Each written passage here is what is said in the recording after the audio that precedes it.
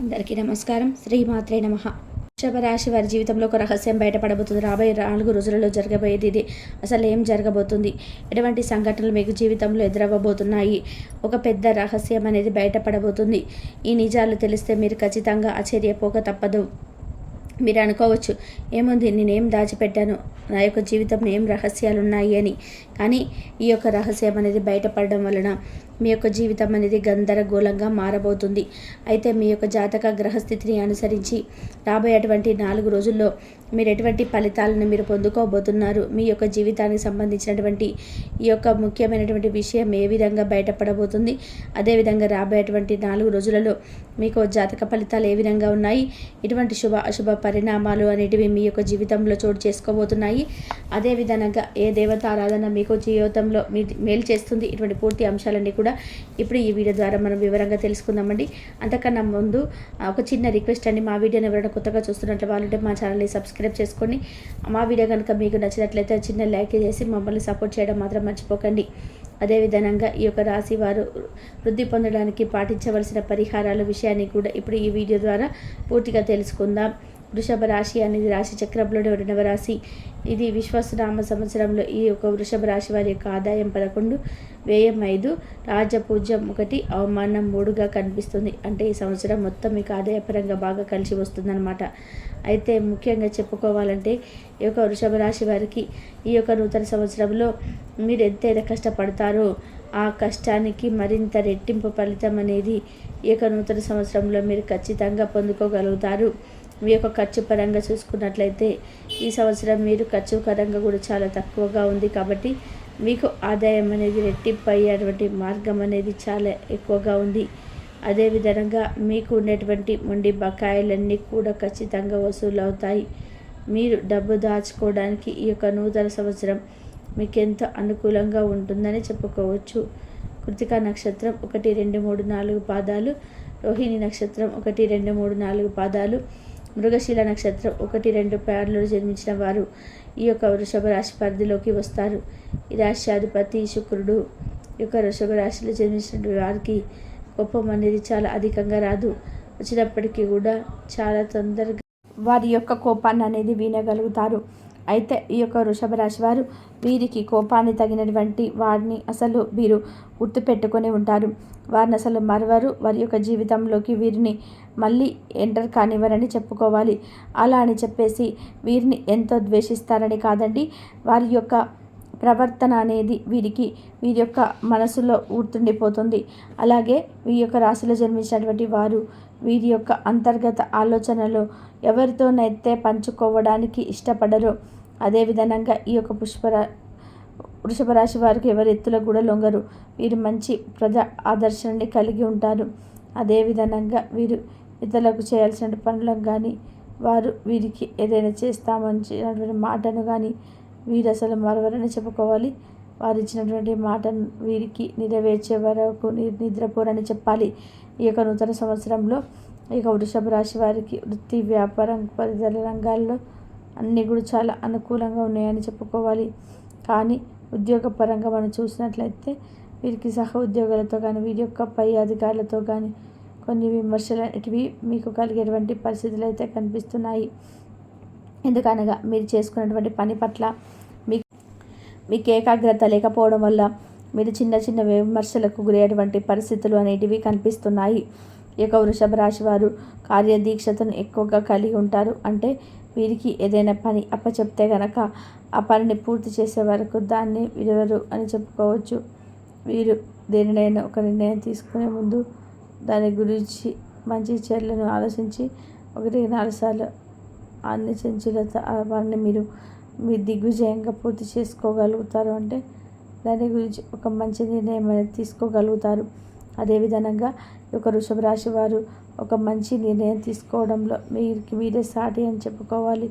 అంతటి మహాత్మని అని చెప్పుకోవాలి. వేరే వాళ్ళ యొక్క ఇన్వాల్వ్మెంట్ అసలు వీరికి నచ్చదు. ఎందుకంటే వీరికి తొందరపడతనం అనేది ఉండదు.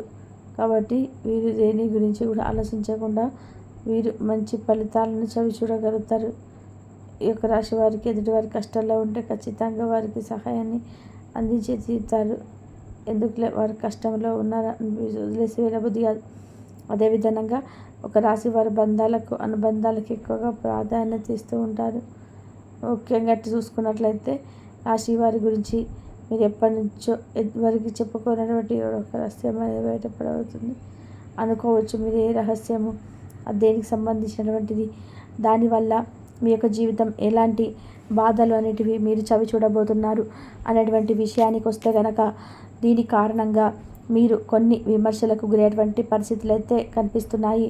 ముఖ్యంగా రాబోయేటువంటి 4 రోజులలో మీ యొక్క ముఖ్యమైనటువంటి రహస్యం, మీ జీవితానికి సంబంధించినటువంటి ఒక రహస్యం అనేది బయటపడబోతుంది. అయితే దీనికి సంబంధించి మీరు కంగారు పడవలసినటువంటి అవసరం అయితే లేదు. అది మీరు మీ యొక్క జీవిత భాగస్వామికి తెలియపరచకుండా ఉండేటువంటి రహస్యం కావచ్చు, లేదంటే మీ యొక్క ప్రేమ జీవితానికి సంబంధించినటువంటి ఒక రహస్యం కావచ్చు. ఇది ఈ సమయంలో బయటపడనుంది. ముఖ్యంగా మీరు ఏ పని చేసినా చేయకున్నా దీని కారణంగా ముఖ్యంగా మీ యొక్క జీవితంలో మీరు కొన్ని నిందలను, విమర్శలను ఎదుర్కోవాల్సి వస్తుంది. అవి ఏవో పెద్ద పెద్ద రహస్యాలు అనుకోకండి. మీరు అప్పు పరంగా తీసుకున్నటువంటి రహస్యాలు కానీ, మీ యొక్క జీవితంలో ఉద్యోగానికి సంబంధించినటువంటి చిన్న అంటే మీ యొక్క జీవితంలో ఎదుర్కొన్నటువంటి సమస్యల గురించి మీరు వారికి చెప్పుకోకపోవడం కానీ, మీరు పే చేసే చిన్న ప్రాబ్లమ్స్ని మీ యొక్క భాగస్వామితో పోవడం కానీ, ఇటువంటి చిన్న రహస్యాలు అనేటివి మీ యొక్క జీవిత భాగస్వామికి ఈరోజు మీ ద్వారా కాకుండా ఇతరుల ద్వారా తెలియబోతుంది. ఈ యొక్క రహస్యం అనేది మీ యొక్క జీవితంలో నుండి బయటపడబోతుంది. అది కేవలం మీకు యొక్క జీవితానికి సంబంధించినటువంటి విషయమే ఈ యొక్క రహస్యంగా బయటపడబోతుంది. అలాగే మన జీవితంలో చాలామందిని చూస్తూనే ఉంటాం. వారి జీవితానికి సంబంధించినటువంటి పొరపాట్లు కానివ్వండి, లేదంటే వారి యొక్క గతానికి సంబంధించినటువంటి చిన్న పొరపాట్లు కానివ్వండి, వీటిలో ఏదైనా కానివ్వండి, మీ యొక్క జీవితానికి సంబంధించినటువంటి చిన్న పొరపాట్లు కూడా మీ యొక్క జీవితంలో దాచిపెట్టుకుంటూ ఉంటారు. దాని యొక్క ముఖ్య ఉద్దేశం ఏమిటి అంటే, ఫ్యూచర్లో ఎవరికి కూడా ఎటువంటి ఉద్దేశాలు కానీ, ఎటువంటి ఆరోపణలు కానీ ఎదురవ్వకూడదని అనుకుంటూ ఉంటారు. ఎటువంటి ప్రాబ్లమ్స్ కూడా క్రియేట్ కాకూడదని అనుకుంటూ ఉంటారు. కానీ ఏదో ఒక సందర్భంలో మాత్రం ఇటువంటివి బయటకు వచ్చే విధానంగా ఉంటుంది. కానీ మనం అనుకుంటూ ఉంటాం, ఆమె యొక్క జీవితంలో ఎటువంటి చిన్న పొరపాట్ల నరులోకి బయటికి రాకూడదు, మన గురించి విమర్శలు రాకూడదు, మన గురించి తప్పుగా మాట్లాడకూడదు. కాకపోతే మీరు మాత్రం ఈ సమయంలో అయితే ప్రతికూలమైనటువంటి అంశాలను ఖచ్చితంగా ఎదుర్కోవాల్సి ఉంటుంది.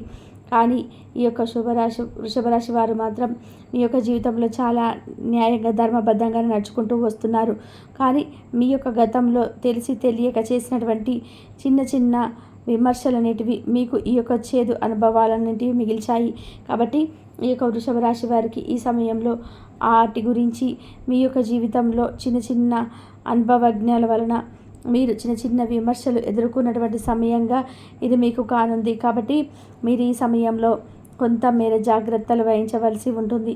కాబట్టి ఇటువంటి విమర్శల నుండి మీరు బయటపడడానికి మీ యొక్క భారం మొత్తం కూడా ఆ దేవుడి పైన పెట్టి, ఆ దేవుడి యొక్క నామస్మరణ చేసుకుంటే మీకు ఎటువంటి ఇబ్బందులు, విమర్శలు అనేటివి ఎదుర్కోవాల్సినటువంటి పరిస్థితులు అనేటివి మీ జీవితం నుండి తొలగిపోతాయి.